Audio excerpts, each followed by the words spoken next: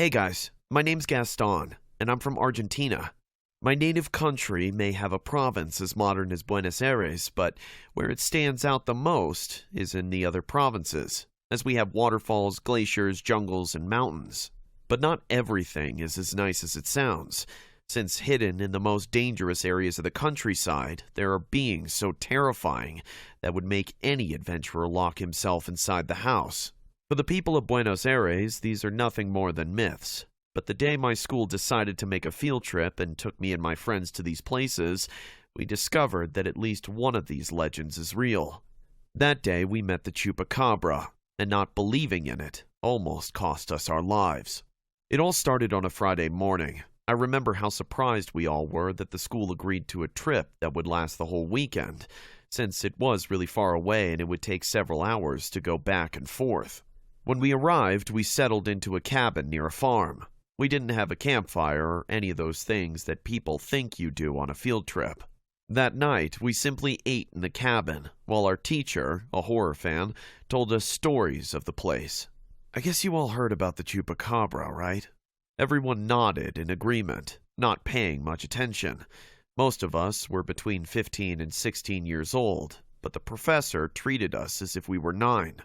Well, I'm glad everyone is so cultured, but not many know what the Chupacabra really is.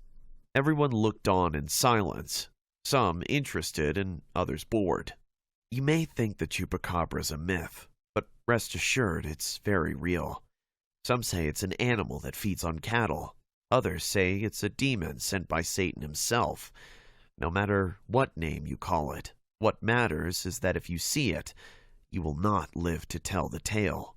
Some people started to get scared, but between me and my friends, we laughed it off.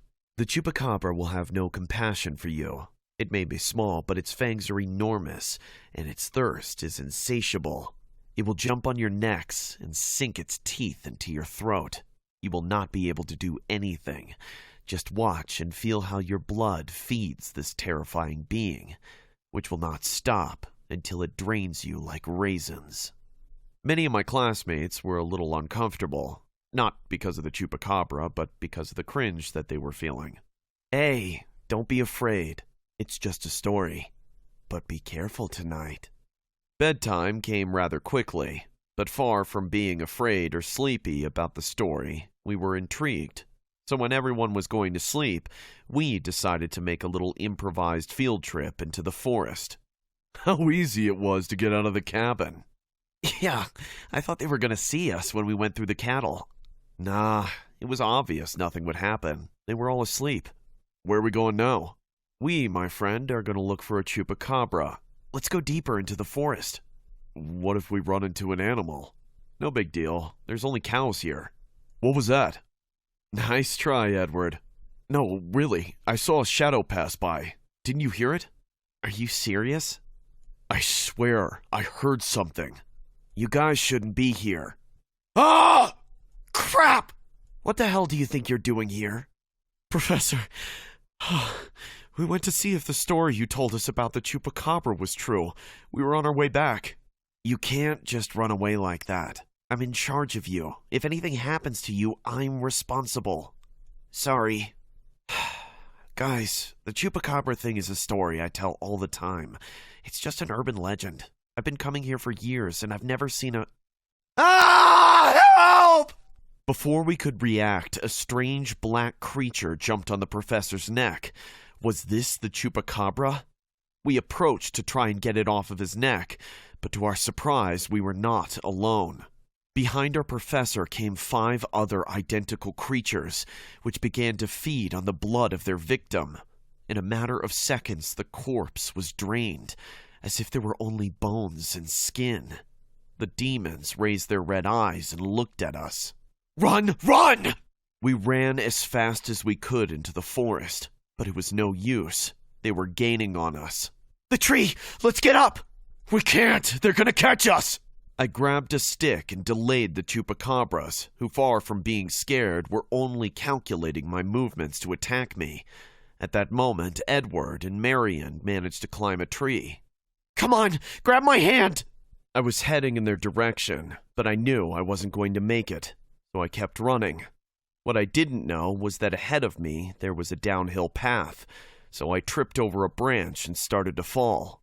During the fall, my knee hit a rock. The chupacabras stayed, trying uselessly to climb the tree, and I thought I was safe. But to my surprise, one of them followed me. I was helpless. I couldn't stand up from the pain, and this being, who seemed to know it, started to move slowly towards me. I tried to hit it with a rock, but it quickly dodged me, and with enormous strength, used its teeth to attach itself to my foot. The pain was indescribable. I felt the chupacabra sucking the blood from all over my body, and I could do nothing to defend myself. I tried to grab it without success. Then I hit it, and nothing worked. There was only one solution. I grabbed a huge stone next to me, and with all my strength I stood up. With the demon still biting me, I smashed the stone against my foot with all my strength. The chupacabra and I screamed in pain. Instantly, I felt my attacker lose strength, and, already dead, it released my foot.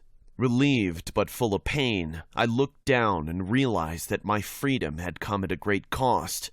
My foot was totally destroyed. I saw a light at the end of the forest. That had to be the road. The chupacabra's howl had caused others to come in my direction.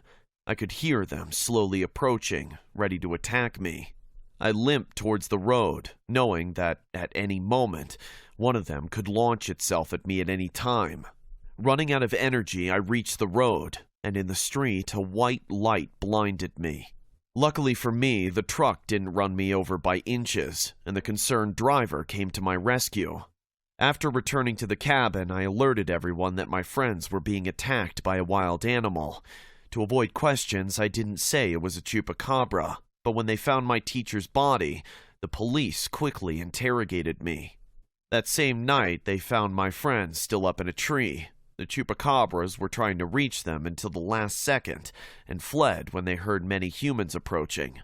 My friends and I ended up in the hospital, although they were only there to accompany me.